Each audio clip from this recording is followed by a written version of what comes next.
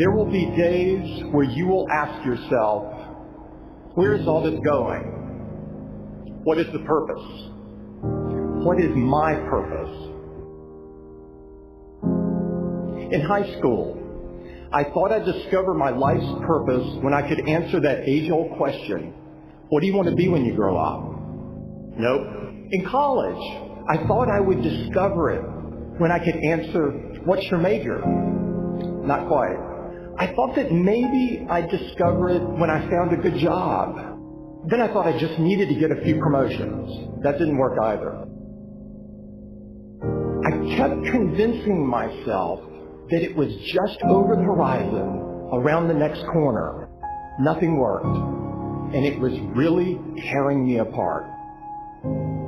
Part of me kept pushing ahead to the next achievement, and the other part kept asking, is this all there is? I've often said that I wish people could realize all their dreams in wealth and fame, and so that they could see that it's not where you're going to find your sense of completion. I realized one night in LA that the purpose of my life had always been to free people from concern. I can tell you from experience, the effect you have on others is the most valuable currency there is. When you work towards something greater than yourself, you find meaning, you find purpose. When you keep people at the center of what you do, it can have an enormous impact. All life is interrelated. We are all bound together into a single garment of destiny. But under the sky, under the heaven, man, there is but one family. It just so happened, man, that people are different. That's the only thing that's important, really. Letting each other know we're here. Reminding each other that we're part of a larger self. Deep inside of you lives a hero who wants to do something great with your life, who wants to inspire other people, who wants to do creative work, who wants to change the world. Maybe you're so numbed out that you've forgotten who you truly are. The fact that you are alive today means there is a mighty call on your life to do something with the rest of your life. When you're convinced that your cause is right, have the courage to take a stand. Use your minds and hands and your hearts to build something bigger than yourselves. If you see a problem or an injustice, recognize that no one will fix it but you. A change in the world that seems so clear that you are sure someone else is going to do it. But they're not. You will. Ideas don't come out fully formed. They only become clear as you work on them. You just have to get started. How will you serve the world? What do they need that your talent can provide? That's all you have to figure out. I want to do good. I want the world to be better because I was here. I want my life, I want my work, I want it to mean something. If you are not making someone else's life better, then you're wasting your time. When you wake up in the morning and your life means something to somebody other than you, that you have a purpose. If you don't go do the things that you're going to do, people's lives will suffer. To live in service, not to you, but to live in service to humanity. To live in service to your family, to your church, to your city, to your country, to the world. That is the purest form of joy.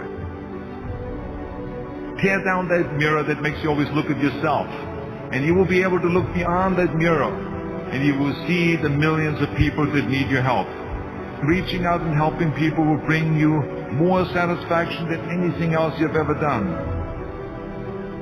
Measure your impact on humanity, not in lives, but in the lives you touch. Not in popularity, but in the people you serve. There is so much out there conspiring to make you cynical. People will try to convince you that you should keep your empathy out of your career. Don't let that noise knock you off course. I found that my life got bigger when I stopped caring what other people thought about me. Yours will too. Stay focused on what really matters. When I look around, I always learn something, and that is to be always yourself, and to express yourself, to have faith in yourself, to express oneself honestly, not lying to oneself, and to express myself honestly. That, my friend, is very hard to do. Everything you gain in life will rot and fall apart, and all that will be left of you is what was in your heart. Don't let anything stand in the way of the light that shines through this form. Risk being seen in all of your glory. You are ready and able to do beautiful things in this world. You will only ever have two choices, love or fear.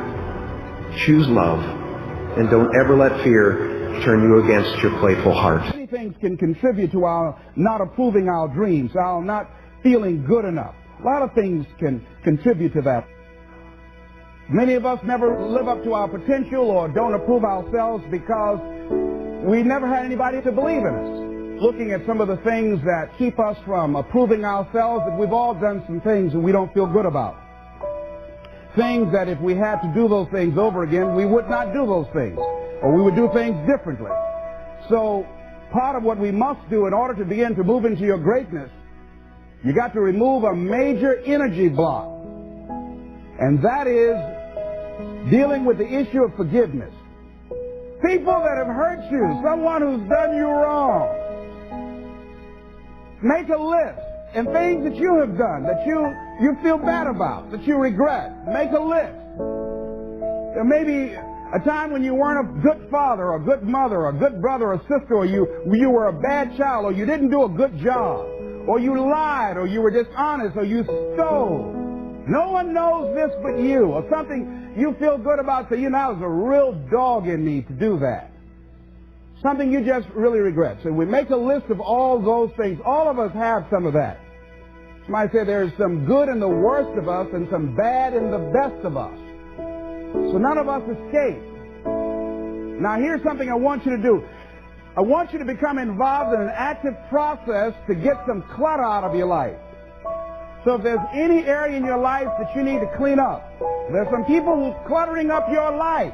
They serve no purpose whatsoever. They're just holding and occupying the space that somebody useful, positive, nurturing, and contributing could be holding that space. You don't even have time to look to see what else is out there because you all have all of these people surrounding you that's not enabling you to grow. So look at what is it I need to get out of my life. Just start cleaning this stuff out. See, whatever you have in your environment is a reflection of your consciousness. So you got all that chaos there. That represents some disorganized, cluttered section of your mind. So let's get all that out of there, all right? Work to get that out, clean that up. Anybody that you feel very strongly about, have some negative feelings about, let's look